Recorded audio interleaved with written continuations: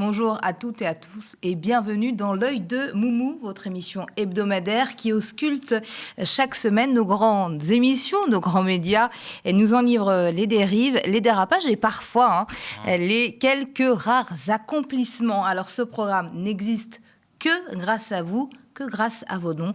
Alors continuez de nous soutenir. L'œil de Moumou, c'est parti.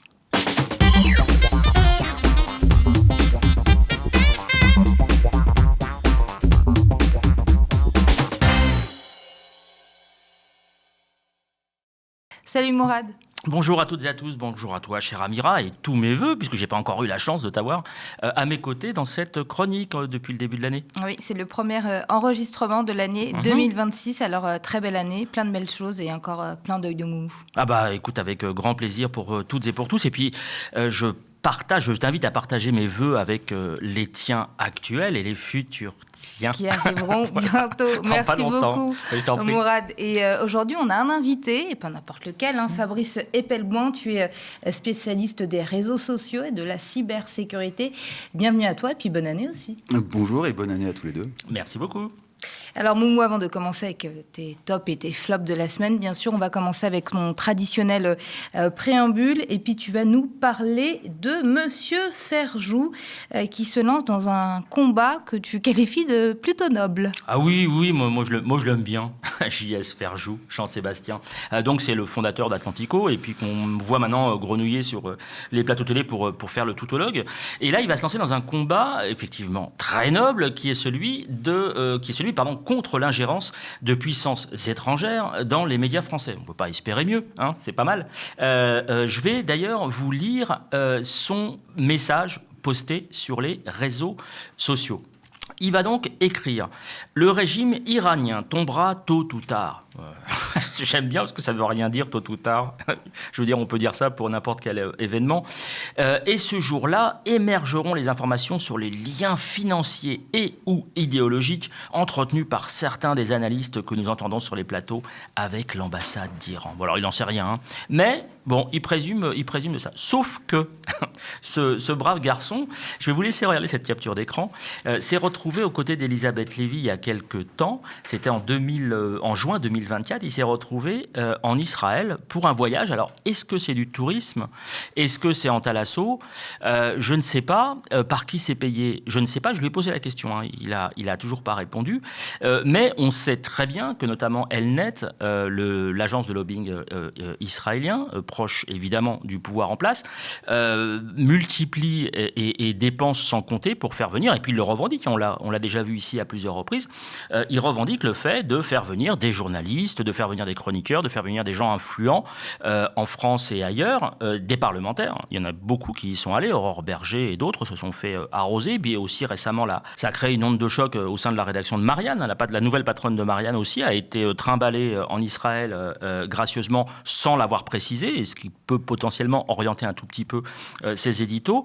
Eh bien, voilà, on voit le petit Ferjou qui est juste là, à côté d'Elisabeth Lévy et à côté de leur hôte qui les accueille de manière bienveillante, le verre à la main. Donc c'est sympa de vouloir s'attaquer à l'intrusion de puissance ou l'ingérence de puissance étrangère dans les médias français, mais il faudra peut-être que tu commences par toi, mon petit Jean-Sébastien. Le deuxième préambule, je lance une campagne. Alors c'est officiel, et je vous invite à participer. Des lunettes pour Franz-Olivier Gisberg, qui a des problèmes de vue visiblement, puisqu'il ne voit pas les unes du Monde, à moins que ce soit plus intentionnel. Alors il y a eu un échange assez marrant.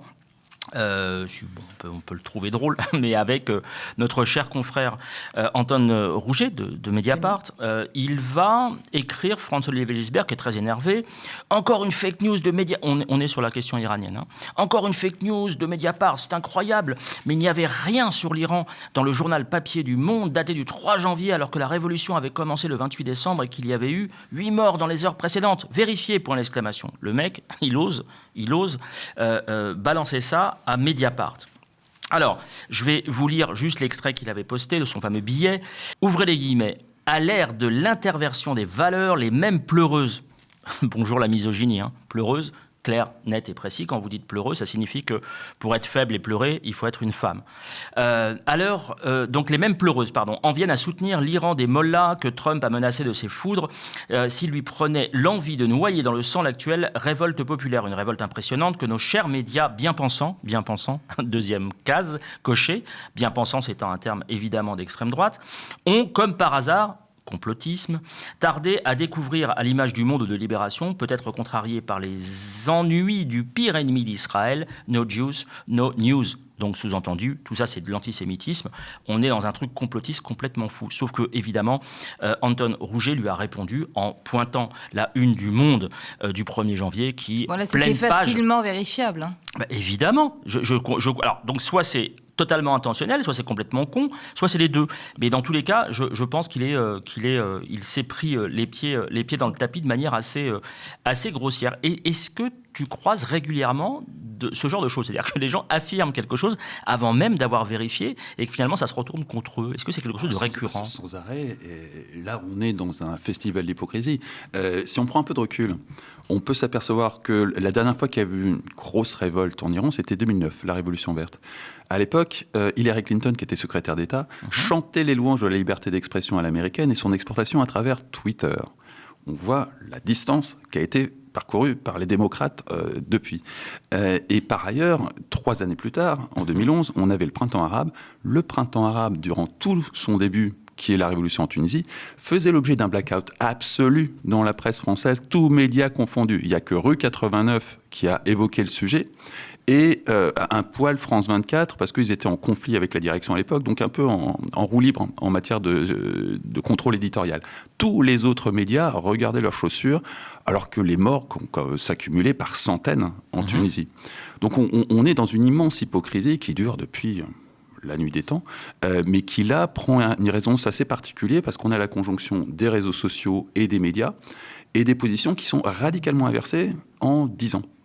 Et quelque part inversé entre la droite et la gauche. Et aujourd'hui, Hillary Clinton est pas contre la liberté d'expression, il ne faut pas exagérer. Enfin, on fait partie d'un bloc américain qui remet fondamentalement en question le premier amendement, qui est leur socle. C'est une démocratie très différente de la nôtre, mais le premier amendement, c'est la liberté d'expression pour les Américains. Le deuxième, le droit à porter des armes. C'est dire si c'est très différent de chez nous.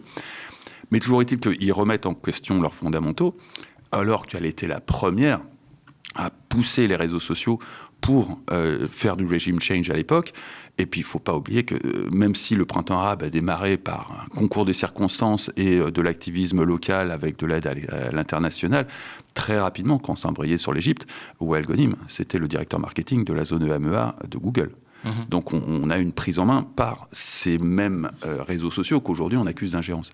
Donc on est vraiment dans un festival d'hypocrisie, et dès qu'on commence à parler d'ingérence, je vais parler de Jean-Sébastien, je peux revenir 2 minutes sur cette affaire, la réalité des financements de l'Iran, du Hezbollah, du Hamas, tout ça, on l'aura le jour où la NSA ou 8200 décideront de nous les donner, parce qu'eux les ont depuis belle lurette. Donc un jour ou l'autre, il y aura des fuites. L'OCCRP, par exemple, qui, comme Mediapart l'a révélé il y a peu de temps, est quand même assez piloté par les Américains. Tu peux repréciser ce que c'est? L'OCCRP, c'est la plus grosse organisation de journalistes au monde qui fait de l'investigation, les Cayman Leaks, les Panama Papers, ce genre de choses. Et Mediapart s'est aperçu il y a un an à peu près, que derrière l'OCCRP, il y avait des financements de l'USAID et un pilotage du programme éditorial et un droit de censure des Américains sur certaines investigations. Et que donc le truc était quand même très très encadré par les Américains et servait les intérêts américains. Et si on regarde un peu toutes les investigations qu'ont faites l'OCCRP, on ne peut pas s'empêcher de penser qu'effectivement, ça tape plus d'un côté que de l'autre. Le CCRP aura accès à tous les financements qui sortent d'Iran et du Hezbollah comme du Hamas. Ils les ont. La CIA et plus encore la NSA, et évidemment 8200 qui est l'équivalent israélien, ont toutes ces informations. Le jour où ils voudront nous en donner connaissance, on les aura. Eh ben, on va être patient. Oui, Amira? Alors, on va terminer quand même ton préambule, parce qu'on va parler de Charlie Hebdo. Et franchement, je croyais qu'ils avaient touché le fond. Finalement, ils continuent de creuser. Oui, absolument. Alors, c'est quelque chose de regrettable, hein, évidemment, mais il y a un collectif de personnalités, d'associations, de familles que j'ai eu au téléphone ce week-end qui sont notamment proches des victimes ou même victimes hein, de ce fameux incendie que je qualifierais de criminel parce que les raisons ne sont pas dues au hasard. Ils ont donc déposé plainte contre Charlie Hebdo suite à un dessin absolument, que je trouve, moi, absolument abject. Je vous laisse le regarder. À une autre époque, il tapait sur la presse et sur les puissants, notamment après le décès de Gaulle en 70. Et là, ils ont en plus récidivé de manière honteuse en sortant un espèce de dessin où ils se moquent d'eux-mêmes, soi-disant, alors que c'est quand même quelques années après. Alors que je rappelle qu'en 2015, ils avaient fait par leur avocat une demande d'interdiction d'un titre qui semblait railler ce qu'était devenu Charlie Hebdo. Donc quand c'est pour eux, ils interviennent de manière ferme, et quand c'est pour les autres, les familles notamment des victimes, là ils s'autorisent des choses qui ne sont pas forcément d'une clarté. Le dessin, on ne comprend pas exactement où ils veulent en venir, mais pas d'une clarté ni d'une finesse absolue. Allez, on va passer au top de la semaine. Alors, ton premier top, Mourad, un top Lève le pied Joseph. Ça va finir par se voir, Joseph. C'est pour Joseph Massé-Scaron, qui ne cache pas son admiration pour Sarah Knafo. Alors lui, on l'a complètement paumé. Hein. Alors il avait, je rappelle, hein, il était avant de gauche dans une autre vie, je ne sais pas quel moment, mais dans une autre vie. Et puis il s'est fait griller en 2017, si mes souvenirs sont bons, puisqu'il avait été la plume de Fillon, qui a été condamné depuis. Et puis maintenant qu'il est dévoilé, qu'il a fait son coming out, il est totalement, c'est open bar, à tel point que Pascal Praud va être obligé de calmer ses ardeurs, effectivement, qui vont vers Sarah Knafo, donc qui est candidate à la ville de Paris pour le microscopique parti Reconquête. Je vous laisse écouter cet extrait. Le positionnement de Sarah Knafo, elle dit « Je suis candidate pour être la prochaine maire de Paris, je vois la ville que j'aime décliner, je vois les femmes avoir peur dans la rue, je vois la dette qui explose, je vois les impôts qui augmentent, une ville sale, insalubre, donc aujourd'hui l'urgence est à l'action, c'est pour ça que je me présente, je veux faire de Paris une ville heureuse. » Il va falloir un peu de pédagogie sans doute pour elle, pour que l'électorat parisien voit dans cette candidature un plus pour la droite.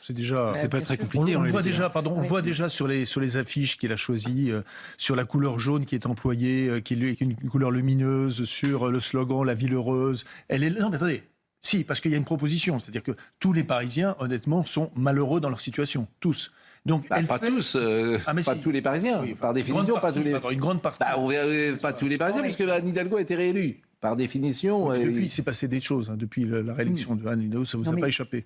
Donc, simplement, elle a... Faites attention, il y a toute une sociologie bobo-écolo parisienne qui votera... C'est justement pour ça que je me permets de souligner qu'en termes de communication politique, là, elle a fait un pas de côté, et je pense que c'est un bon pas de côté, avec son slogan en proposant une ville heureuse. C'est quelque chose dont on ne l'attendait pas.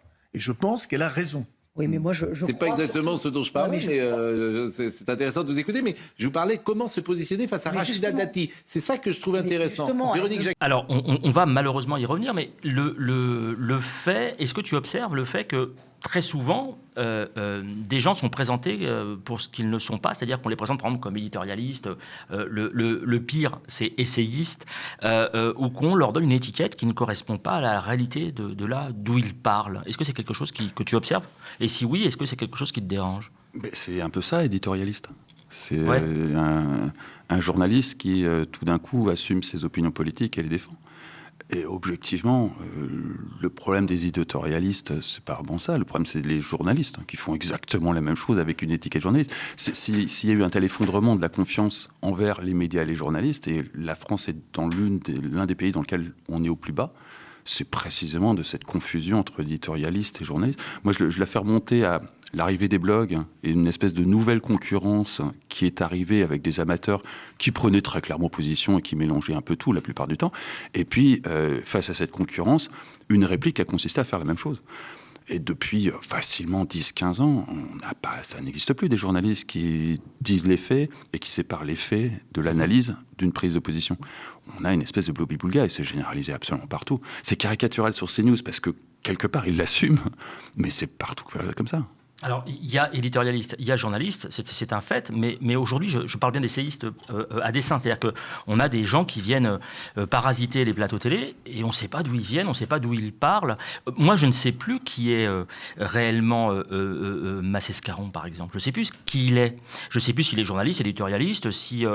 voilà, c'est un intellectuel français qui a navigué dans tout un tas de champs politiques et qui aujourd'hui se retrouve à soutenir Sarah Knafo à la mairie de Paris. Il y a plein de parcours politiques comme ça qui vont droite, gauche, droite. C'est rare dans l'autre sens. C'est souvent c'est rare de la gauche à la très droite. objectivement. De toute façon, l'opinion bascule totalement à droite. Là, en ce moment, c'est massif. Donc, pour l'instant, c'est rare dans ce sens-là. Ça se trouve, dans 20 ans, on verra le chemin inverse. Mais là, c'est clair qu'on est sur un basculement total de l'ensemble de la société, si ce n'est l'Europe, vers la droite. Une droitisation, voire une extra-droitisation. Et le deuxième top, c'était bien tenté, décerné à Franck Tapiro, qui parle de nous, oui, du média.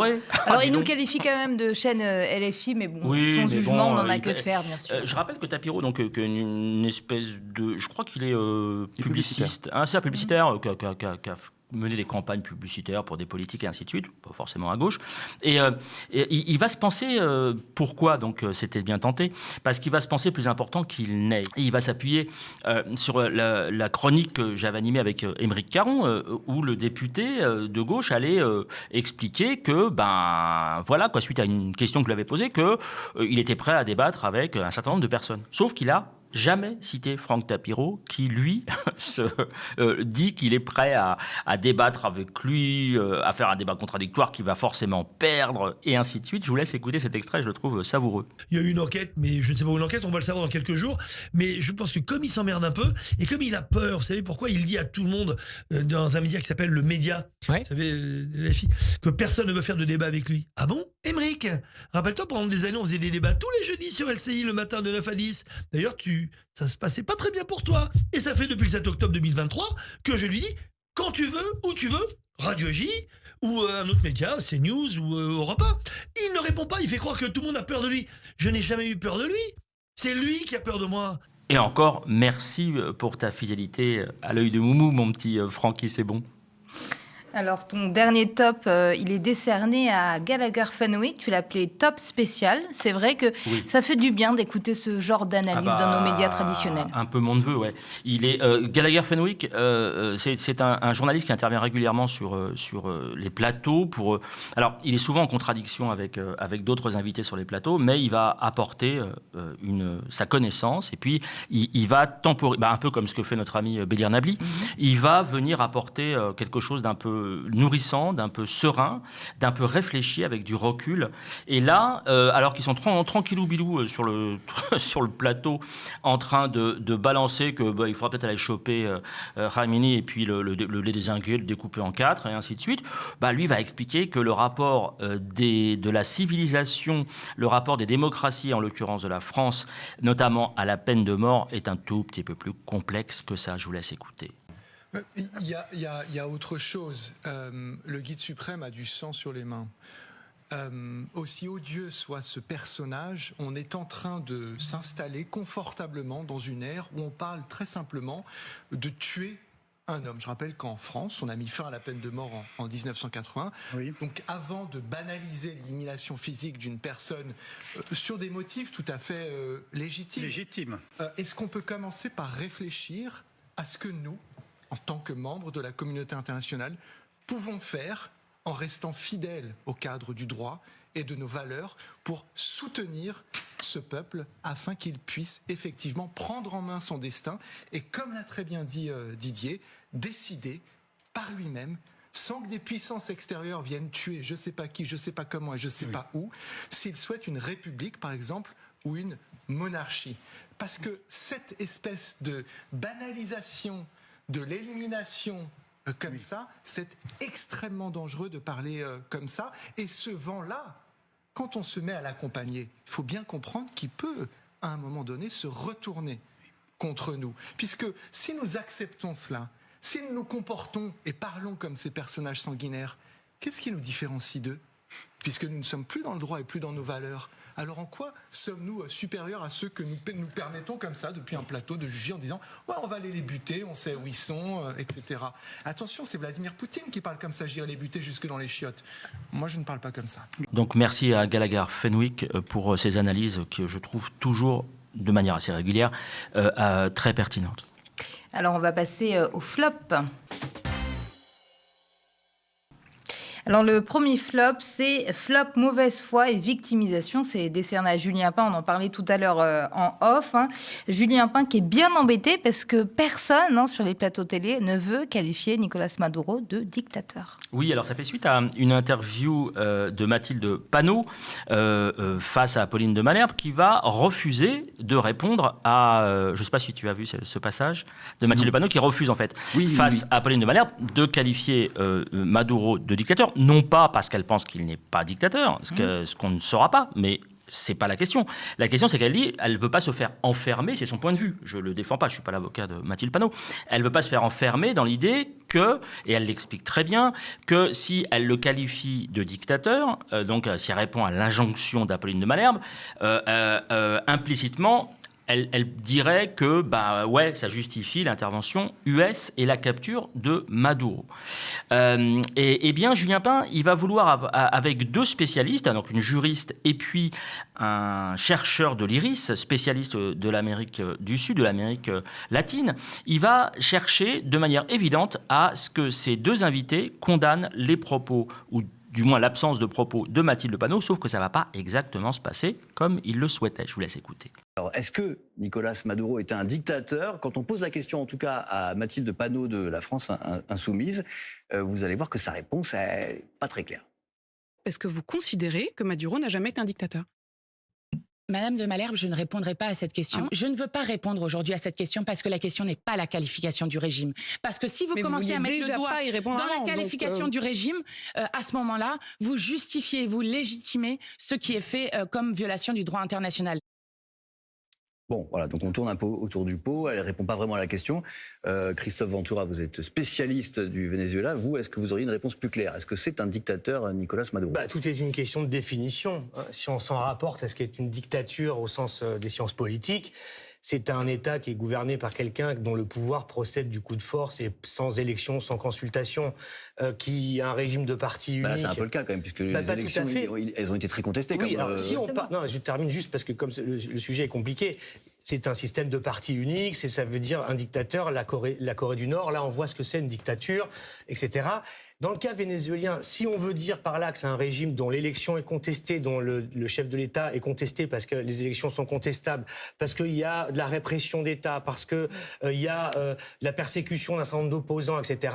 Alors, si c'est ça la définition, mais au Venezuela, vous avez tout ce que je viens de dire, mais il faut regarder aussi qu'au Venezuela, vous avez d'autres partis politiques, une opposition, vous avez des confrontations qui parfois ont été jusqu'à la violence entre justement l'État et l'opposition, et que vous avez aussi un acteur tiers dans la vie politique vénézuélienne, qui sont les États-Unis, on en a longuement parlé. Donc, si vous voulez, tout ça pour vous dire que ça dépend comment vous définissez une dictature. Vous êtes juriste, donc peut-être que vous avez un avis de juriste. Est-ce qu'on peut dire que c'est un dictateur, au sens quelqu'un qui concentre les pouvoirs et qui... c'est un président autoritaire qui n'est pas légitime, puisqu'il n'a pas été reconnu par une grande partie des États qui font partie de l'ONU. Ça, c'est une chose indéniable. Est-ce que c'est important de dire autoritaire, pas autoritaire, etc.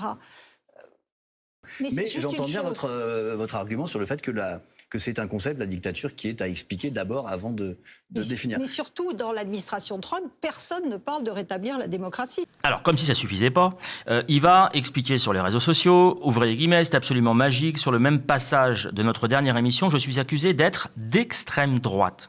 Retenez bien, d'extrême droite.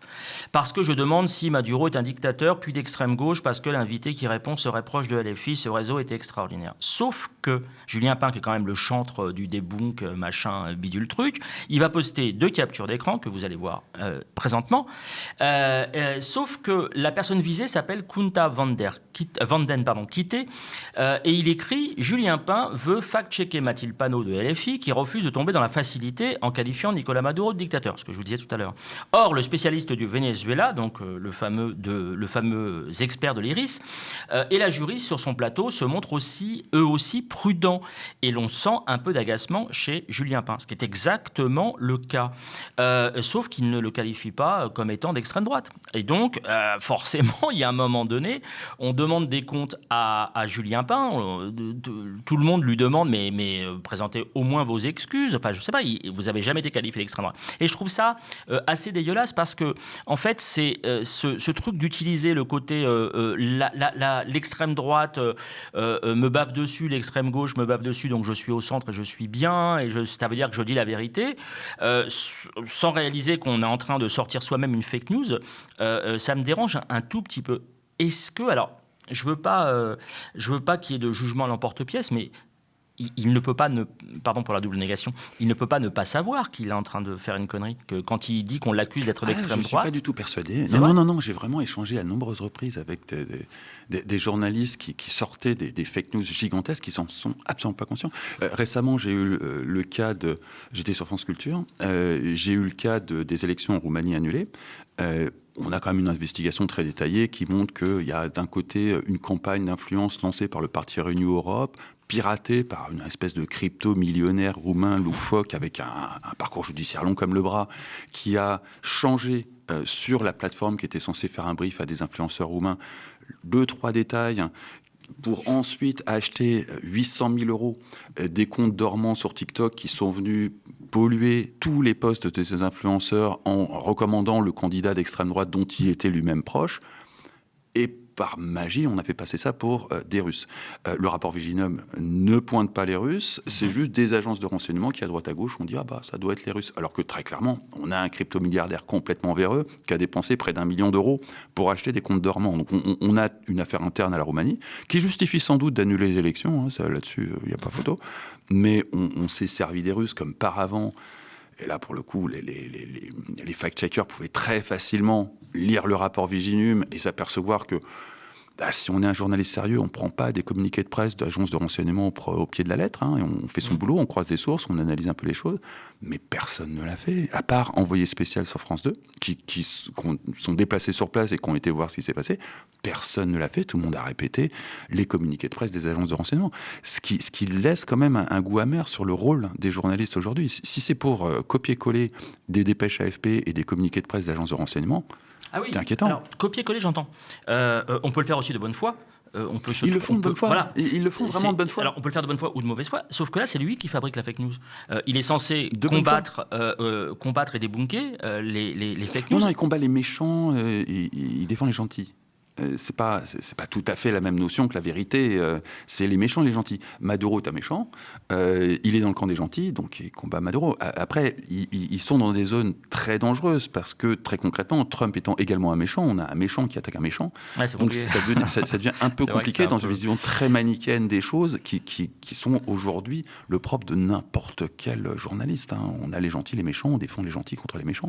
Ça s'applique à tous les camps. Absolument. Alors avec en plus un angle mort qui est celui du printemps républicain, qui n'est jamais attaqué par ces débunkers en général et par les anticomplotistes et compagnie. Alors comme si ça ne suffisait pas, dans cette même émission, alors je vous invite à aller la voir, elle est assez marrante, hein, ça s'appelle le vrai ou faux sur France Info. Ça porte bien son nom. Ouais, c'est celle de samedi dernier. Julien Pin, il va vouloir transformer des experts en toutologues.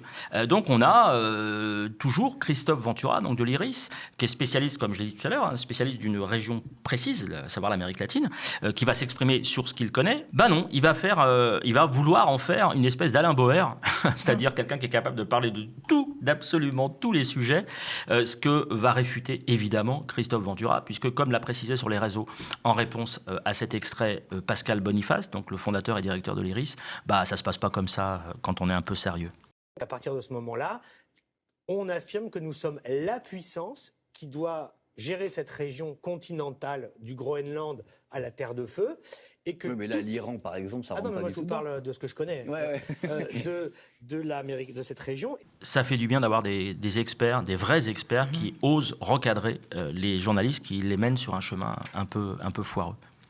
Et l'autre flop, d'ailleurs, on en parlait il y a quelques instants, des journalistes ou des éditorialistes qui sont invités mais qui ne se présentent pas vraiment, donc c'est très malhonnête. Et il y a Monda Jafarian qui est un peu pareil, qui parle d'Iran sur tous les plateaux sans être présenté comme limite le soutien sans faille de Reza Pahlavi. Je le disais, c'est très malhonnête tout ça. Oui, alors elle est présentée comme présidente du collectif Femmes Azadi, qui est une coquille vide, ça ne représente rien. C'est un collectif Ouais, je ne sais même pas ce que c'est.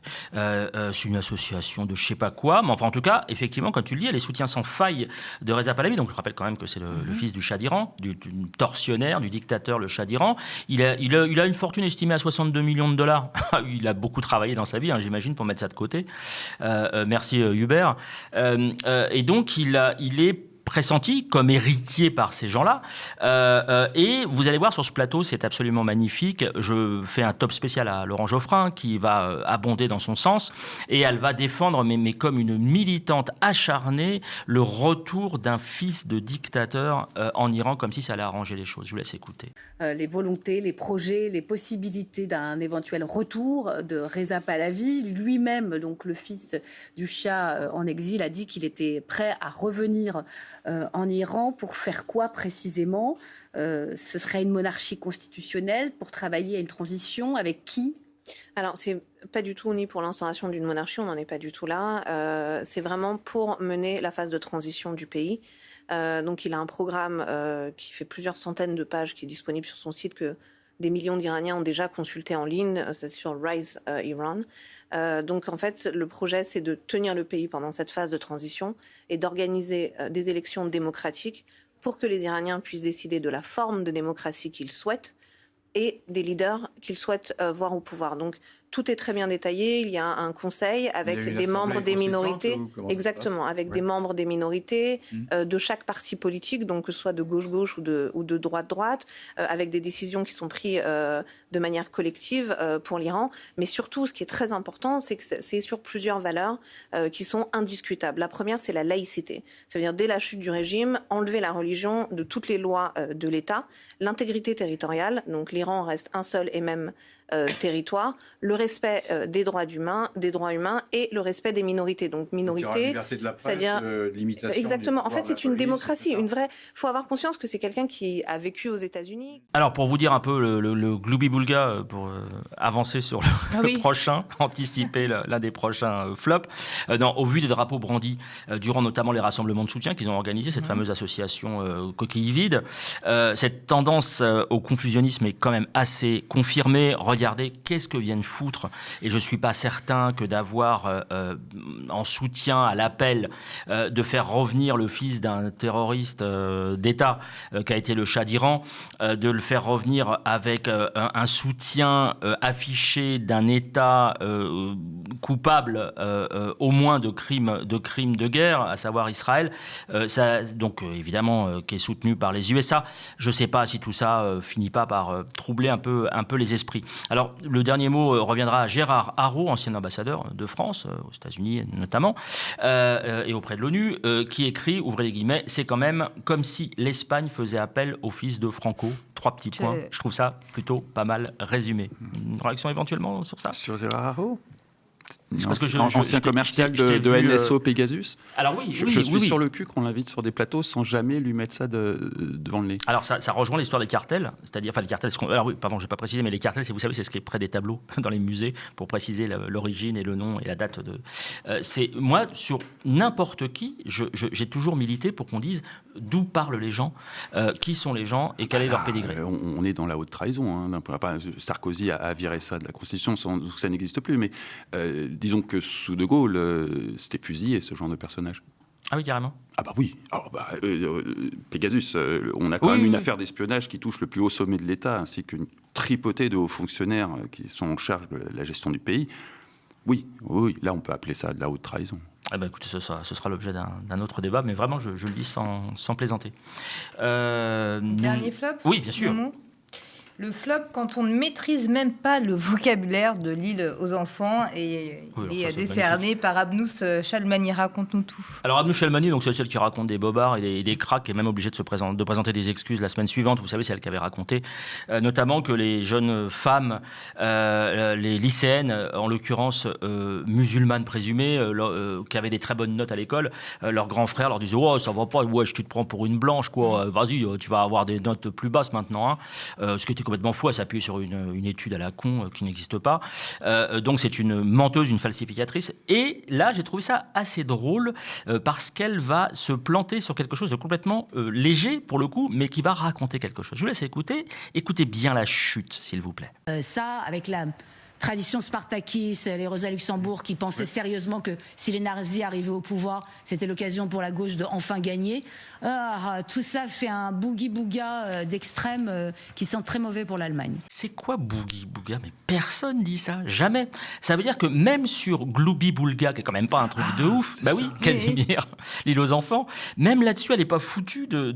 Alors, quand on maîtrise pas, et c'est un internaute qui s'appelle Fabien Gélène, que je remercie, qui a résumé la situation, il lui a mis un 1 sur 20. Avec cette précision, ouvrez les guillemets, même Casimir n'est pas maîtrisé. Donc, d'où le 1 sur 20. C'est-à-dire que quand on ne maîtrise pas Casimir, un simple truc comme Gloubi-Boulga, alors... Elle est d'origine iranienne, donc peut-être que elle ne maîtrise pas. Mais enfin, si tu ne maîtrises pas, tu fermes ta gueule. Je laisse de côté, dans ce même extrait, le fait que Rosa Luxembourg n'a pas côtoyé les nazis, n'a pas connu les nazis, puisqu'elle a été assassinée en 1919, donc avant l'arrivée du parti nazi. Donc même là-dessus, elle est complètement foirée, son analyse. Et donc, ça renvoie au syndrome RIS, à savoir que parce qu'elle est iranienne, elle est invitée. C'est pas parce qu'on est iranien ou iranienne qu'on maîtrise la géopolitique de son pays. Pareil, RIS, même s'il a, hélas, été victime d'un terrible attentat, ça ne lui confère pas non plus la connaissance géopolitique ou les connaissances liées à l'islamisme. Et le microscope avec notre invité, bien sûr, tu es là depuis le début de l'émission, Fabrice Epelboin, spécialiste des réseaux sociaux, de la cybersécurité. Alors, bonjour Fabrice, pour qui prendra l'émission en cours. Comment expliquer aux internautes qui nous suivent, qui nous regardent, et qui ne maîtrisent pas, mais j'en fais partie, qui ne maîtrisent pas ces questions d'intelligence artificielle, comment expliquer qu'on en soit arrivé à ce degré de précision, et comment est née, et pour quelles raisons, dans quel dessein est née l'intelligence artificielle? L'intelligence artificielle en tant que concept est née au lendemain de la guerre avec la cybernétique et avec une vision de la technologie qui consistait à gouverner. C'est une science qui maintenant est quand même très très vieille. Quand j'étais adolescent, je lisais du Marvin Minsky. Je me souviens que la Société de l'Esprit était quelque chose qui a fait un bouquin qui tentait de reproduire en informatique un fonctionnement imaginé du cerveau. On n'en est plus du tout là aujourd'hui. On en est sur des modèles statistiques qui n'ont aucun rapport avec la façon dont fonctionne l'esprit humain. Mais ça remonte vraiment à très loin. On a eu une première branche de l'intelligence artificielle, parce qu'il y a différents types d'intelligence artificielle, qui est arrivée à maturité il y a déjà une bonne quinzaine d'années, qui sont les moteurs de recommandation. C'est ce qui vous suggère une série sur Netflix que vous allez aimer, parce que, au vu de ce que vous avez déjà aimé, va pouvoir extrapoler par rapport aux millions d'utilisateurs qui ont des profils de consommation similaires aux vôtres, quelque chose que vous allez aimer. C'est cette même technologie qui vous suggère un contenu sur les réseaux sociaux. C'est l'ancêtre des algorithmes ou les algorithmes, c'est un mot flou. Un algorithme, ça peut être Y égale 2X plus 5. Ça ne veut rien dire. C'est un mot valise qui sert à dire je ne sais pas de quoi je parle, mais je vais mettre un mot. L'intelligence artificielle des moteurs de recommandation, ça a été popularisé sous des noms comme Big Data ou apprentissage profond, des choses comme ça. C'est devenu ubiquitaire dans nos sociétés depuis 15 ans. Dans l'e-commerce, c'est le nerf de la guerre, mais sur les réseaux sociaux, c'est ça qui génère le flux individualisé de chacun d'entre nous.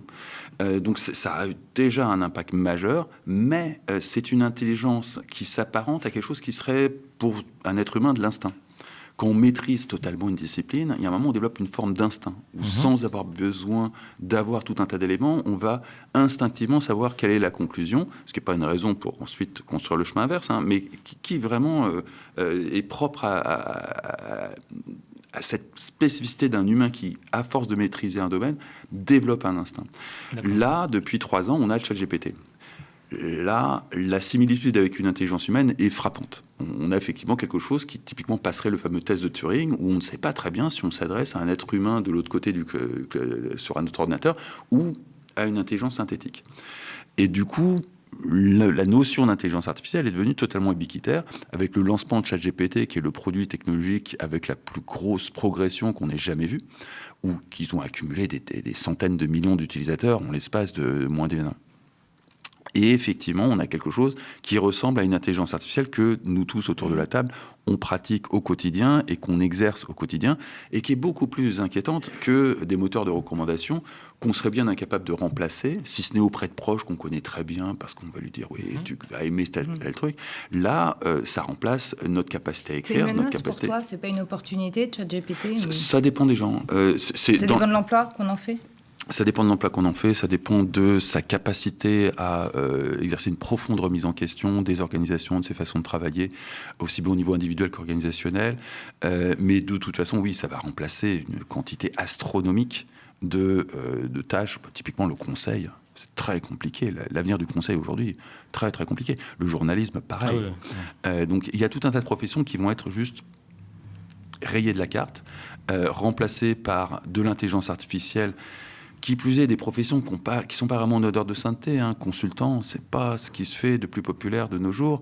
Ça coûte une fortune, les résultats sont discutables et les entreprises s'aperçoivent qu'avec certains outils comme Perplexity, ils peuvent pondre des choses que McKinsey leur aurait facturé des centaines de milliers d'euros.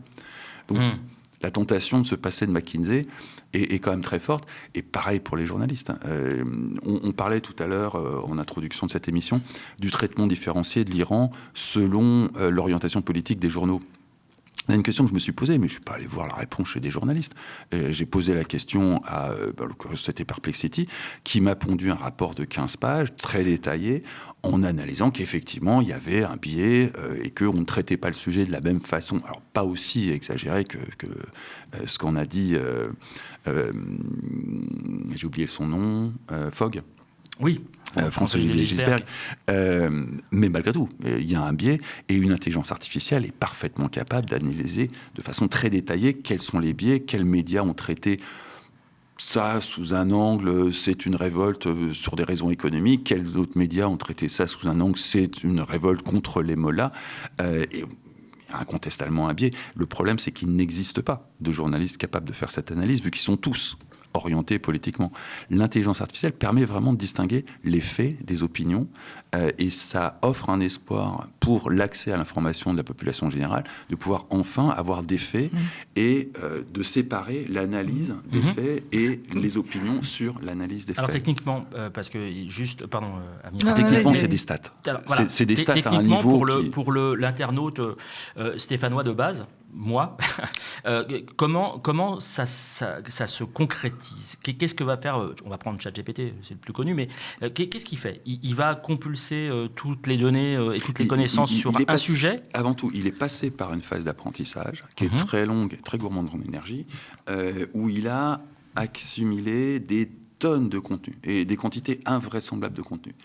Et après ça, vous allez pouvoir l'interroger sur n'importe quoi, et comme il a assimilé des tonnes de contenu, il va vous recracher quelque chose qui est de l'ordre de la moyenne des contenus, sauf que, évidemment, dans la phase d'apprentissage, exactement comme pour un gamin, on lui a dit, ça c'est bien, ça c'est pas bien, ça c'est plutôt orienté à gauche, ça c'est plutôt orienté à droite, ça c'est plutôt ci, ça c'est plutôt ça.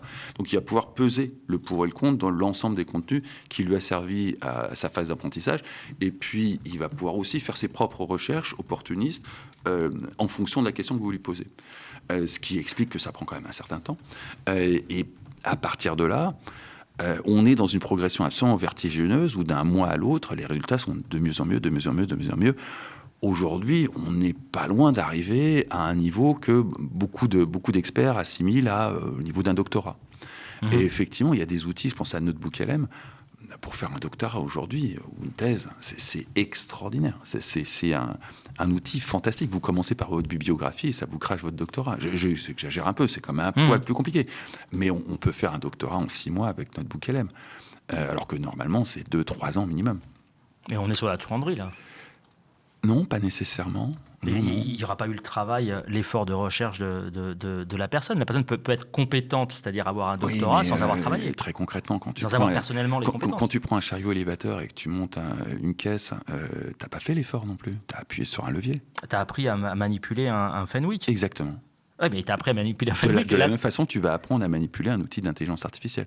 Il ne faut pas s'imaginer un instant qu'il suffit de rentrer une phrase comme ça et d'avoir des résultats fantastiques. C'est complexe. Apprendre à utiliser ces outils, c'est un vrai apprentissage et un apprentissage permanent. À dire.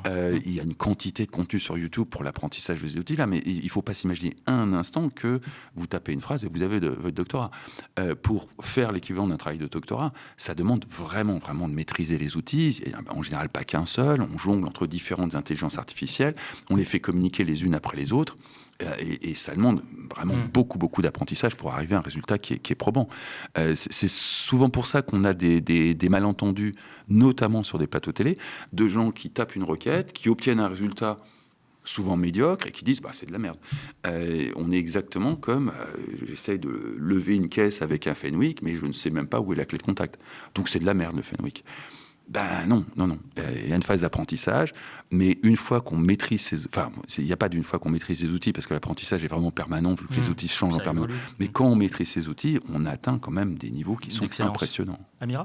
Non, mais je voulais rebondir sur ce que tu disais tout à l'heure, que les journalistes avaient tous un biais politique finalement, parce qu'ils avaient tous une opinion. Donc j'en viens à cette question. Est-ce que l'IA est plus fiable que les médias traditionnels finalement ? L'IA, on peut mesurer assez précisément son orientation politique, notamment sur le fameux axe gauche-droite en termes de libéralisme économique, libéralisme des mœurs. Il se trouve qu'elles se tiennent toutes dans un mouchoir de poche. Et pour cause, grosso modo, elles sont toutes situées entre le centre droit et le centre gauche. Il y a eu des dérives. Grok a eu ses dérives, mais qui ont été corrigées. Et puis, il y a eu la fameuse introduction de Google Gemini, qui a totalement planté Google, qui s'est rattrapé depuis, mais qui a été un boulet pour Google, où on lui demandait de générer typiquement les pères fondateurs de la nation américaine, et il pondait une image avec 2 Indiens et 2 Noirs, ou un soldat nazi, et le soldat nazi était noir, au prétexte qu'il fallait de la diversité à tout prix. Et donc, Google a trébuché et a raté sa position légitime de leadership, parce que Google est l'acteur historique qui a le plus investi dans ce domaine-là, s'est fait dépêcher par OpenAI, puis malgré tout, ils sont en train de rattraper, ils ont même rattrapé largement leur retard, mais ça leur a pris 3 ans pour rattraper cette bourde. Donc aujourd'hui, les IA se situent vraiment dans un champ politique assez restreint. On peut compenser l'une par l'autre.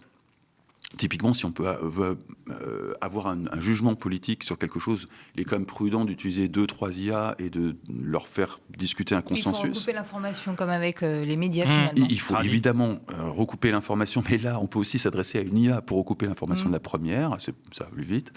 Donc le fact-checking de ce que crache une première IA se fait avec une deuxième IA, qui va ensuite répondre à la première, qui va corriger ses résultats, voire on peut même faire 2-3 allers-retours pour être absolument certain. Mais tout ça, c'est des méthodologies et des apprentissages. C'est vraiment un outil qui est beaucoup plus complexe qu'il n'en a l'air. On a l'exemple de Google. Google, ma mère peut l'utiliser, on tape 3 mots, paf, on a des résultats. Attends, il y a des bouquins de 300 pages sur l'art et la manière d'utiliser Google. Et évidemment, les résultats que moi j'obtiens avec Google sont absolument pas les mêmes que ceux qu'obtiennent ma mère. L'intelligence artificielle, c'est ça, puissance 10. Donc ce serait une erreur, parce qu'on se souvient que Grok, par exemple, sur une photo qui avait été postée, je crois, par des gens de LFI, enfin on s'en fout, parce que c'est un exemple parmi tant d'autres, mais qui avait été postée par des députés LFI, qui montrait une enfant complètement rachitique, une enfant de Gaza. D'autres, je pense à Enthoven et sa bande organisée, avaient sauté dessus en disant c'est pas vrai, c'est une photo qui date d'une photo de Syrie, je crois, quelques années plus tôt et compagnie. Et Grok, qui avait été questionné là-dessus, avait validé en disant oui, c'est une photo parce qu'il avait recoupé tous les messages qui disaient que c'était une photo de Syrie.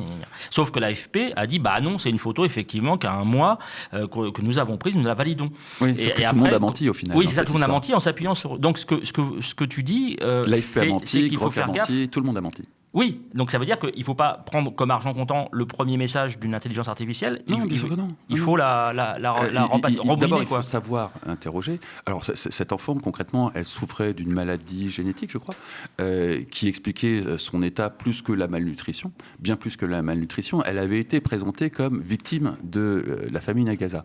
Alors, en l'occurrence, pour ce qui est de cette gamine-là, son problème, c'était pas la famine, c'était une maladie bien plus grave que juste une famine. Oui, mais ça portait sur la date. Ça portait sur la date et le lieu. La date et le lieu, c'était bien donc, Gaza 2025. Là-dessus, on a une accumulation de mensonges et d'instrumentalisation dans tous les sens. Là, évidemment, l'intelligence artificielle a peu de chances de s'y retrouver. Et donc, le fait d'imaginer que l'intelligence artificielle va être d'un secours dans une telle accumulation de mensonges, c'était un peu trop lui demander, que ce soit gros. Et donc, qu'est-ce qu'il aurait fallu faire à ce moment-là? Il aurait fallu repasser ça à la moulinette ou qu'est-ce que concrètement? Là, il aurait fallu demander quelles étaient toutes les hypothèses possibles d'instrumentalisation de cette photo, et peut-être qu'on aurait fini par trouver le fait qu'elle avait une maladie génétique qui expliquait son état qui semblait être de la malnutrition, mais qui en l'occurrence ne l'était pas. Mais date et lieu, correct. Mais date et lieu, correct, ouais. C'est ça. C'est pas évident. C'était là-dessus le débat. C'est pas du tout évident. Non. Le débat était un amoncellement de mensonges dans tous les sens. Non, mais Enthoven avec l'Armandie et sa bande avait dit c'est pas pris là, au même endroit, ni à la même date, et ainsi de suite. Mais c'est vraiment sur ce truc-là, tout le monde mentait. L'AFP a menti, Enthoven a menti, ce qui est moins gênant que l'AFP, très honnêtement. Et tout le monde mettait sa petite couche de mensonges. Il y a peu de chances que l'IA s'en sorte. Elle toute seule, elle n'a pas une capacité magique à identifier qui est cette gamine. On en vient à ses limites. Alors, on en vient à ses limites. Elle recoupe toutes les informations qu'il y a finalement sur Internet, sur la toile. Non, c'est plus compliqué que ça. Elle est capable de raisonner. Et ça, c'est pas des informations qu'elle va retrouver sur la toile. Elle est capable de créer. Et ça, c'est pas des informations qu'elle va trouver sur la toile. Alors évidemment, elle crée à partir de choses qu'elle a vues sur la toile, mais nous aussi. N'importe quel artiste peintre s'est inspiré de ses prédécesseurs. Donc alors c'est pas du tout les mêmes processus de création, hein, mais malgré tout. De raisonnement. Et c'est pas du tout les mêmes processus de raisonnement. Il faut vraiment aborder l'IA comme une intelligence alien. Des aliens qui débarquent, qui ont une connaissance extrêmement théorique de notre monde, qui n'ont pas du tout d'empathie avec nous, êtres humains, qui n'ont pas de connaissance de votre contexte, de vous, être humain, qui est en train d'interroger l'IA, mais qui par contre ont une connaissance encyclopédique du monde, et avec lequel vous allez interagir. Et l'enjeu aujourd'hui, il y a une étude du MIT qui pose ça très bien, c'est pas tant de mesurer quelle est l'IA la plus performante dans une espèce de course de chevaux, c'est de développer une forme d'empathie avec cette intelligence alien qui permette de comprendre quelles sont ses limites, de la même façon que vous faites ça avec un être humain normal, ou quand vous êtes face à quelqu'un qui typiquement ne comprend pas un domaine dans lequel vous avez une expertise, vous allez adapter votre niveau de discours, vous allez repérer quelles sont les bases qui lui manquent pour reconstruire ces bases ou s'assurer qu'elles soient là avant de construire un raisonnement sur ces bases. C'est drôle parce que tu en parles presque comme si tu parlais de quelqu'un d'être humain. Moi, ça fait partie de mon quotidien. Hein. Ces IA sont là depuis plus de 3 ans. Moi, j'ai déporté quelque chose comme 80% de mon usage de Google sur différentes IA. Je m'en sers... je ne sais pas combien de fois par jour. Ah oui, c'est du permanent. Moi, j'en suis au stade où j'ai des versions premium qui commencent à coûter quand même un peu de pognon, où ça pèse. Du coup, comme ça pèse à la fin de l'année, du mois, quand ça comptabilité du compte bancaire, on a tendance à vraiment les utiliser de façon intensive. Je m'en sers pour faire de l'investigation. C'est un outil absolument incroyable pour faire de l'investigation. Mais vraiment, c'est spectaculaire. Et je m'en sers vraiment, y compris pour ma vie privée. Mon chat est tombé malade il y a 15 jours. J'ai demandé conseil à... C'était pas ChatGPT, c'était Grok. Et j'ai bien fait de demander conseil à Grok. Il m'a donné d'excellents conseils. J'arrive, comme toi, à un âge où la génération avant nous commence à disparaître. J'ai beaucoup de médecins dans la famille, les médecins parlent chinois, donc je suis tenu au courant de moindres pépins de santé d'un de mes aïeux qui a des difficultés et qui est à l'hôpital, sauf que c'est un langage de médecin que je ne comprends absolument pas. Évidemment, je fais comme tout le monde, j'ai demandé à ChatGPT de m'expliquer ça en termes clairs, et il le fait remarquablement bien mieux que des médecins qui au final souvent n'ont pas le temps et pas le savoir-faire pour expliquer de façon pédagogique à quelqu'un qui, au prétexte qu'il est intelligent, devrait comprendre un vocabulaire de quelqu'un qui a fait 8 ans de médecine. Ça relève aussi un peu de l'empathie, ou de l'absence d'empathie parfois. Les médecins, ils ont intérêt à faire gaffe avec l'empathie, parce que sinon, ils morflent. Oui, c'est bien, mais ils ne sont pas obligés d'être empathiques. Ils ont intérêt à ne pas trop l'être. Ça peut être extrêmement dangereux. Non, je parle de l'empathie dans le sens de prendre le temps de faire comprendre aux gens ce qu'ils disent, tout simplement. Ça fait partie de l'empathie, d'essayer de se mettre au niveau, exactement, au niveau des gens. Et ça se fait avec Enya, hein, vraiment. On va juste avancer sur ce dossier parce qu'on va revenir, alors juste on va recentrer un tout petit peu sur la question médiatique, hein, parce que c'est ce qui nous intéresse ici en premier lieu. On va diffuser 2 extraits. Sur l'influence ou l'incidence que peut avoir l'IA sur la vie démocratique. Il y a quelques temps, je crois que c'était mi-décembre dernier, il y a une vidéo qui a énormément tourné, hein, qu'on va revoir brièvement, qui évoquait un coup d'État en France. J'aimerais juste que tu puisses expliquer en quoi cette vidéo est évidemment générée par l'IA pour le commun des mortels, le Stéphanois que je suis. On regarde. À l'heure actuelle, les informations non officielles évoquent bien un coup d'État en France, dirigé par un colonel dont l'identité n'a pas été révélée et la possible chute du président Emmanuel Macron. Mais les autorités n'ont publié aucun communiqué clair. Nous continuerons à vous informer. Alors, qu'est-ce qui fait que sur cette vidéo, qu'est-ce qui fait que ça saute aux yeux? Tu as 2 façons pour que ça te saute aux yeux. La première, c'est que tu es quand même journaliste, donc tu vas regarder la source. La source, c'est un gamin qui vend des formations pour générer des vidéos par intelligence artificielle.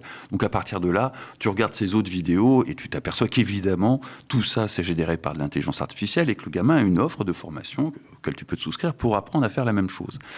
Bon, à partir de là, tu es quand même convaincu que c'est une vidéo générée par l'intelligence artificielle. L'autre, c'est que tes citoyens français, un coup d'État à l'Élysée, annoncé par... Tu serais au courant par BFM, CNews, qui ferait du direct. Donc, c'est ça, je pense que n'importe qui serait au courant. Donc ça, c'était un peu au courant. Non, c'était une instrumentalisation totale du président de la République. Mais si c'est un enfant qui habite en Iran, et qui a 12-13 ans et qui tombe sur cette vidéo, est-ce qu'il a moyen de voir que c'est un deepfake? Bien sûr, à part peut-être la Corée du Nord, tu aurais toutes les chaînes d'information qui seraient coup d'État à l'Élysée. C'est quand même pas rien. La 7e puissance du monde qui serait victime d'un coup d'État dans un pays qui n'est pas vraiment habitué à ce genre de choses, évidemment, ça serait non-stop. Donc ça s'appelle croiser une information. N'importe qui apprend qu'il y a un coup d'État veut en savoir plus. Et donc, il cherche à en savoir plus, il voit bien qu'il n'y a pas plus, parce que BFM parle de la météo, parce que c'est visiblement aujourd'hui leur ligne éditoriale, et CNews parle des musulmans, ce qui n'a rien à voir avec un coup d'État à l'Élysée. Donc, de toute évidence, s'il y avait un coup d'État à l'Élysée, et BFM et CNews seraient en direct sur le truc. Mais là, tu parles du fond, donc c'est vrai que c'est un peu une annonce très bizarre, mais au niveau de la forme. Ah, la forme, on peut tu peux rien voir. Non, la forme, peut-être qu'encore aujourd'hui, tu peux repérer 2-3 petits détails qui font que, regardez, le machin, là, ça prouve bien que... Mais dans 6 mois, tu verras rien. Donc, c'est l'idée que tu vas pouvoir analyser dans l'image quelque chose qui va t'indiquer que c'est de l'image synthétique. Ça, c'est pas possible. C'est encore on est sur les derniers moments où c'est encore faisable. Dans 6 mois, 1 an, ça sera terminé. Il y a une semaine, on diffusait justement un extrait. On va le revoir. Il est très court. C'est les fameuses manifestations de joie au Venezuela. Là, c'était posté par une journaliste, je mets des guillemets, un journaliste exfiltré de chez Hanouna. Et là, on va voir un condensé de tout, effectivement. Alors, pour le coup, même moi, j'ai repéré que c'était complètement bidonné. Mais pourtant, ça a beaucoup tourné sur les réseaux sociaux. Je vous laisse regarder. Et regardez surtout l'écran du téléphone du jeune homme qui tient le téléphone sur le balcon, qui ne correspond pas, l'image ne correspond pas à la réalité de ce qu'il y a dans la rue, et surtout, évidemment, le fameux drapeau qui vole tout seul. Je vous laisse regarder.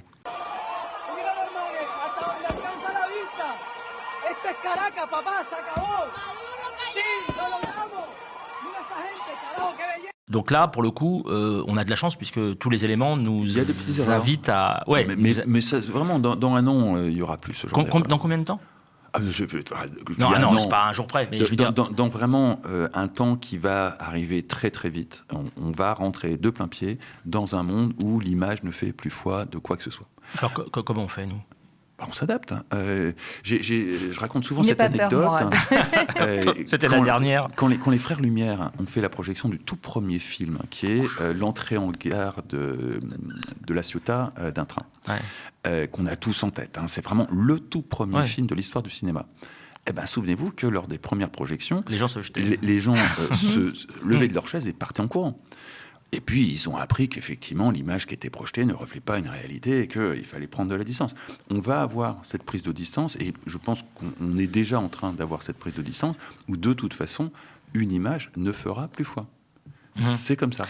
Ça va avoir des impacts majeurs, hein, mais on ne pourra pas échapper à cette prise de distance avec l'image qui, pendant très longtemps, a fait foi de quoi que ce soit. Il faut être très très vigilant. Oui, et recouper. Alors, avant de voir le dernier extrait et poser la dernière problématique, le fait est que je retiens, c'est intéressant ce que tu disais tout à l'heure, notamment sur le fait que les médias n'en parlent pas. J'ai vu passer là une espèce de vidéo où on voit des taureaux qui vont foncer sur des CRS. Et en fait, l'un des arguments de la note de la communauté pour dire que c'était fake, c'est qu'en fait, ça n'était apparu nulle part ailleurs. C'est-à-dire qu'elle n'était pas apparue sur BFM, effectivement, sur CNews, et que, a priori, des taureaux lâchés contre des CRS, ça aurait pu faire le tour des médias à minima, donc des agriculteurs qui lâcheraient des taureaux, et que ça n'a pas été le cas. Donc c'est un argument recevable de dire que ça n'est que là et pas sur les médias traditionnels. Je vais revenir à ce que je disais au tout début de cette émission. Le printemps arabe n'est pas apparu dans les médias jusqu'au, de mémoire, 9 janvier 2011, alors qu'il a commencé mi-décembre 2010. Donc ça n'existait pas. Non, les médias sont rien témoignage de quoi que ce soit. Hélas, c'est fini ce temps-là. Juste pour revenir là-dessus, très, très brièvement, je voulais quand même rendre hommage à Christophe Ayad, qui avait été l'un des tout premiers journalistes à parler des printemps arabes et à en mesurer l'importance, qui maintenant est au Monde, qui était à Libération, et qui s'est fait bâcher parce que d'autres consoeurs et confrères lui ont dit notamment d'origine maghrébine, lui ont dit pas du tout, n'importe quoi, tu connais rien à ce pays. Mais sur les réseaux, tu connais rien à ce pays, t'as rien compris, mort du journalisme d'investigation. Enfin bon, il s'était fait bâcher alors qu'en fait il avait eu raison avant les soi-disant spécialistes de cette question-là. Je ferme la parenthèse.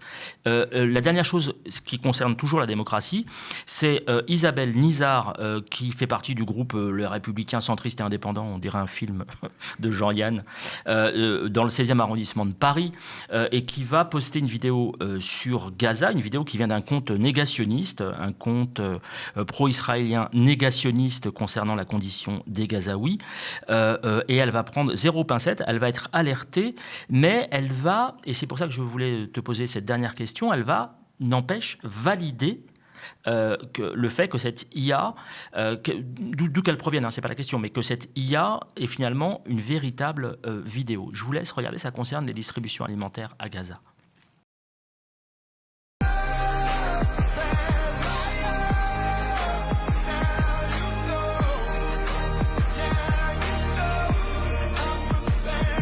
Là, quand Isabelle Nizar, élue, avec la respectabilité qu'on peut imaginer derrière, relative, mais n'empêche, ça vient dire, regardez, c'est vrai, ça vient valider. Donc si des personnalités politiques et médiatiques se mettent dans les prochains mois, les prochaines années, à rebalancer des vidéos comme ça, sans préciser que c'est potentiellement, parce qu'ils ne sont pas obligés de le savoir, mais potentiellement de l'IA, ça pose un problème quand même, non ? Ça vient mettre un coup de tampon. Gaza... avec l'IA, c'est un tournant majeur dans l'art de la guerre.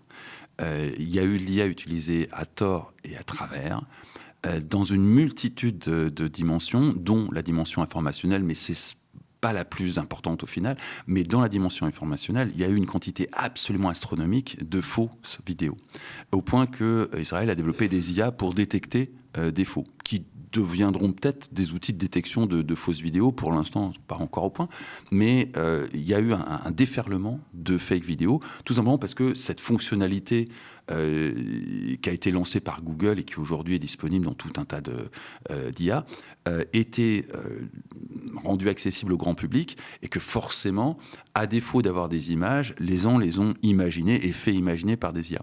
Donc il y a eu un déferlement de tout et n'importe quoi en matière de vidéos à l'occasion du conflit de Gaza. Et il y a eu, alors c'est pas dans le champ médiatique, mais tout un tas d'autres utilisations de l'IA pour identifier les cibles, surveiller les cibles, coordonner les frappes. C'est vraiment la guerre de l'IA au même titre que l'Ukraine et la guerre des drones. C'est ce que j'allais dire, oui.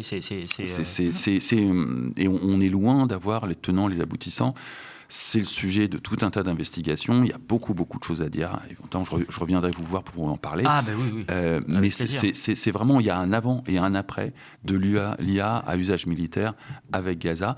Et dans le champ informationnel, l'essentiel des vidéos qui sont sorties sont générées par IA. Donc, du coup, au milieu de tout cet amoncellement d'horreur, évidemment, la nature humaine fait que vous allez choisir celle qui vous convient. Son positionnement politique a fait qu'elle a choisi celle-là. Je suis convaincu qu'on va pouvoir trouver dans le camp politique opposé d'autres propagations de vidéos faites par des IA, par d'autres acteurs qui montrent l'extrême inverse. Je dis vraiment que c'est un exemple. On patauge totalement dans le fake. On a une génération de politiques qui sont des vieux, qui comprennent pas très bien ce qui se passe, qui de toute façon sont aussi des êtres humains malgré tout. Et donc, on est sur des problématiques où l'émotion dépasse très largement l'information. Et du coup, on va avoir tendance à relayer quelque chose qui vous a trigger d'un point de vue émotionnel. C'est l'heure de conclure. Mourad et Fabrice, c'était passionnant, mais ça y est, c'est l'heure de la fin. Mais on se reverra forcément puisque ça va bouger, ça va évoluer et ça va impacter forcément l'information. Forcément. Merci infiniment. Merci de m'avoir reçu. Ouais, merci beaucoup à Fabrice. Je rappelle que tu es spécialiste des réseaux sociaux et de la cybersécurité. Merci à toi. Moumou, avant de finir cette émission, on va passer aux remerciements. Tu en as quelques-uns. Alors oui, parce qu'ils sont en retard. Ça fait quelques semaines déjà que j'en ai pas cité. Alors il y a Tiffaine de Caen. Il y a également la famille Chalali et Mohamed qui habitent tous les deux, les deux familles habitent dans une rue qui devrait s'appeler rue de l'œil de Moumou, puisque tout le monde regarde en fait l'œil de Moumou dans cette rue. Alors au départ c'était facultatif, maintenant c'est obligatoire. Non, je déconne. Mais c'est assez amusant, donc je les embrasse et je les salue. Ils sont à Olivet dans le Loiret. Il y a David de Cadrex. Alors si vous voulez faire des encadrements, et je n'ai aucun intérêt, il n'y a pas de conflit d'intérêt, c'est 120 rue du Chemin Vert à Paris, c'est le meilleur encadreur et je suis dans une autre vie, voilà. Je connais bien les encadreurs et vraiment David de Cadrex, 120 rue du Chemin Vert, vous y allez de ma part, vous serez c'est une spécialité de toute façon particulière, bien accueillis. Je savais pas que tu étais passionné. Si, l'encadrement, j'aime beaucoup l'encadrement réussi. Yanis de Montreuil et Félix, sa nana, c'est comme ça qu'il l'appelle. Gozlen Merloufi, ça vous aura pas échappé, Merloufi, et figure toujours là, Rachid Merloufi, figure toujours ici, je l'embrasse bien affectueusement. David de la CGT Santé Action Sociale de Pau, Manu également de Pau, Catherine qui est du nord-est de l'Aveyron, qui nous regarde de manière assez régulière, André de Metz que je n'oublie pas. Merci à tout le monde. Voilà, c'était l'œil de Moumou. C'est fini pour cette semaine. Plus que jamais, gardons l'œil ouvert, l'esprit critique et la mémoire vive face à des médias qui informent parfois, mais désinforment souvent. Notre travail, c'est de regarder là où on préfère détourner le regard, de questionner ce qui est présenté comme évident et de rappeler que l'information est à bien public. C'était pas de moi, c'était de l'IA. C'était précisément de ChatGPT. Qu'est-ce que vous en avez pensé ? C'est pas mal du tout. Ça tient la route, oui. Ça tient la route, t'as pas vu que c'était de ChatGPT ? Non. Voilà. C'est vrai ? Écoute, on gardera peut-être cette conclusion, on y réfléchira ensemble. Allez, merci à vous tous de nous avoir regardés. On se retrouve dès la semaine prochaine. En attendant, excellente suite des programmes sur le Média.